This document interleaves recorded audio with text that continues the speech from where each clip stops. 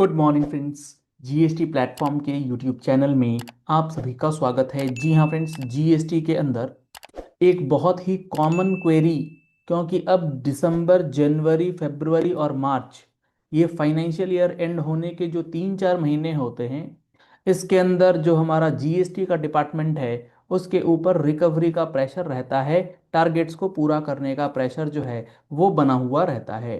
तो अब हो क्या रहा है ना कि रिकवरी के लिए जो अमाउंट पेएबल नहीं है पोर्टल पर, उसकी भी रिकवरी करी जा रही है without any notice for recovery.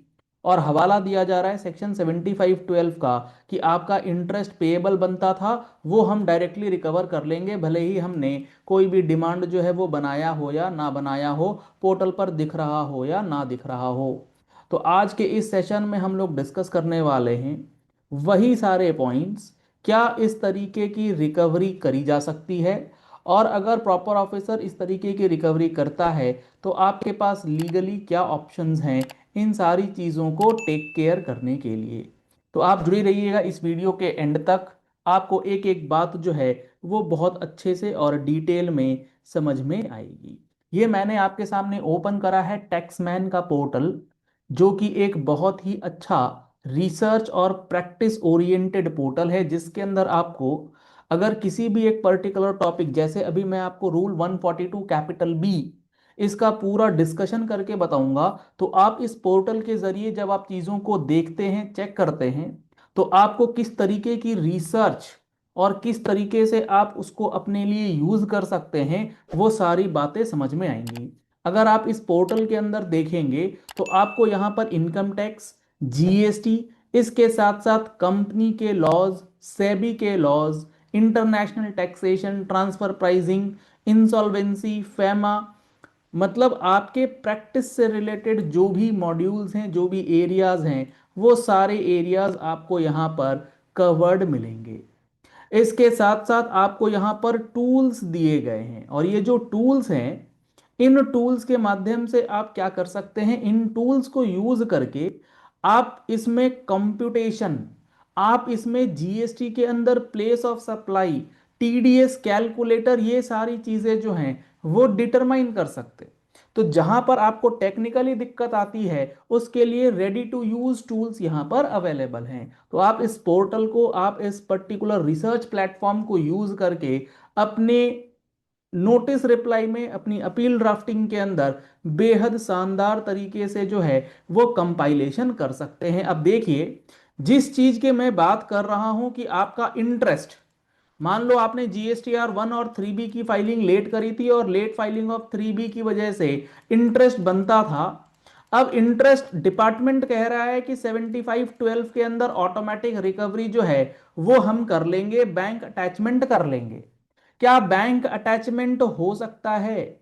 आप इस बात को समझिए, इंटरेस्ट पेएबल है डिपार्टमेंट के हिसाब से, लेकिन पोर्टल पर एक भी अमाउंट मेरा पेएबल नहीं दिख रहा है जो कि मेरे अगेंस्ट रिकवरेबल हो।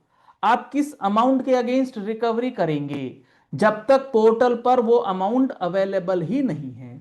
तो इस चीज के लिए गवर्नमेंट ने रूल 142 कैपिटल बी, जो आपके सामने मैंने अभी ओपन करा है वो नजर आएगा। ये 142 कैपिटल बी क्या बात करता है, इंटीमेशन ऑफ सर्टेन अमाउंट जो कि रिकवरेबल है, सेक्शन 79 के अंदर रिकवरेबल है। ठीक है, 7512 कहता है कि हाँ इंटरेस्ट आपका रिकवरेबल है अंडर 79, लेकिन उसकी रिकवरी करने से पहले आपको as a proper officer rule 142 capital B को फॉलो करना ही होगा।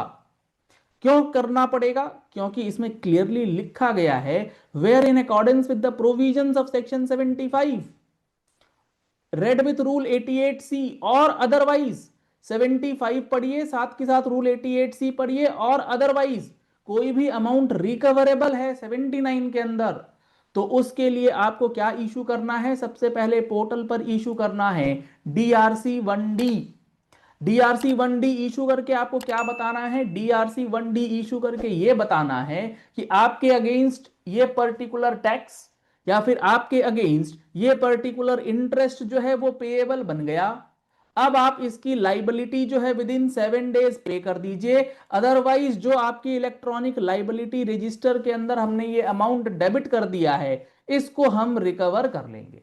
अब यहां से रिकवरी आप कर सकते हैं, क्योंकि अब डिपार्टमेंट के साथ साथ टैक्स पेयर के पास भी ऑप्शन है कि वो उस पर्टिकुलर डिमांड के अगेंस्ट अपील फाइल कर पाए।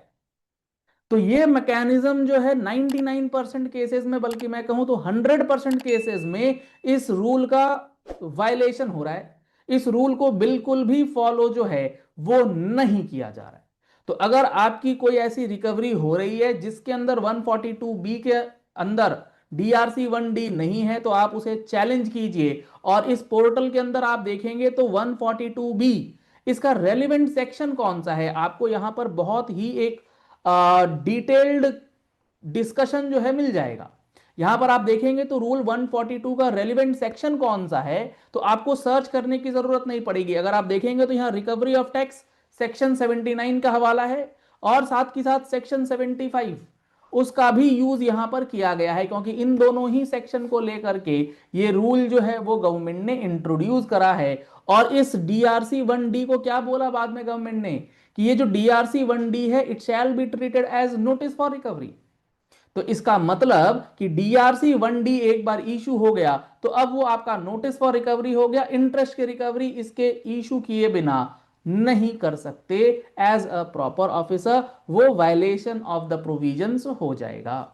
ऑटोमेटिक रिकवरी है दैट इज ओके, आपको पेएबल है एज अ प्रॉपर ऑफिसर आप ये कह सकते हैं, लेकिन आपको वो रिकवर करने से पहले पोर्टल पर डिमांड तो लाना होगा ना, अमाउंट तो खड़ा करना होगा। जब तक पोर्टल पर अमाउंट नहीं है मेरे अगेंस्ट पेएबल कैसे होगा वो। तो ये एक टेक्निकल चीज है जो कि DRC1D के अंदर होगी, तभी जाकर के ये चीजें होंगी। और ये सारी चीजें जो हैं वो गवर्नमेंट ने अमेंडमेंट करी हैं, और ये चीजें कैसे अमेंड हुई है, किस तरीके से, कब ये अमेंडमेंट हुआ है, आपको सिंपली यहां पर क्लिक करना है और आपको पूरा का पूरा ब्यौरा यहां मिल जाएगा कि कब ये रूल आया, कब ये सेक्शन आया, और कब से ये इफेक्टिव है। Inserted by CGST second amendment rules with effect from 4 अगस्त 2023 से ये रूल जो है वो लागू हो चुका है। अगर आप इस पे क्लिक करेंगे तो वो पर्टिकुलर नोटिफिकेशन आपके सामने ओपन हो जाएगी। तो आप लोगों के जो सवाल आते हैं कि कहाँ से हम लोग अपडेट रह सकते हैं, क्या चीज़ें हम लोग रेफर कर सकते हैं, कहाँ से हम लोगों को ऑथेंटिक जानकारी मिलेगी, तो आप टैक्समैन का रिसर्च पोर्टल जो है उसको यूज़ कर सकते हैं। लिंक आपको वीडियो के डिस्क्रिप्शन बॉक्स में दिया गया है, वहां से आप चीज़ों को अच्छी तरीके से समझ पाएंगे। आप जब किसी केस पे काम कर रहे हैं तो आप उस केस से रिलेटेड यहां पर अपना रिसर्च बॉक्स तैयार कर सकते हैं। आप इन पर्टिकुलर आर्टिकल्स को, इस पर्टिकुलर मॉड्यूल्स को यहां पर सेव कर सकते हैं अपने रिसर्च बॉक्स के अंदर, फ्यूचर रेफरेंसेस के लिए डाउनलोड कर सकते हैं, डायरेक्टली प्रिंट आउट निकाल सकते हैं। बहुत ही यूजफुल तरीके से आप इसका यूज कर पाएंगे। तो इंटरेस्ट की रिकवरी बिना 142B के नहीं होगी, ये बात आपको समझ में आनी चाहिए, और इस पॉइंट को लेकर के आप लिटिगेशन में बिल्कुल जा सकते हैं।